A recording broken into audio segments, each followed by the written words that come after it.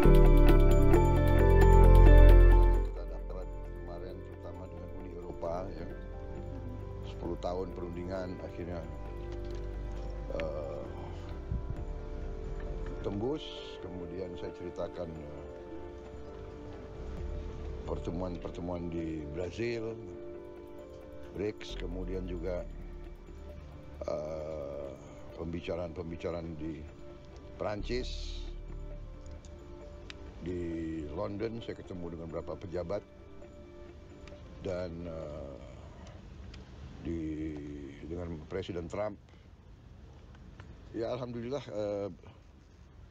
dapat hasil-hasil yang lumayan, yang cukup bagus. Saya juga mampir di Belarus, mereka punya potash, mereka butuh karet kita, mereka butuh banyak komoditas kita.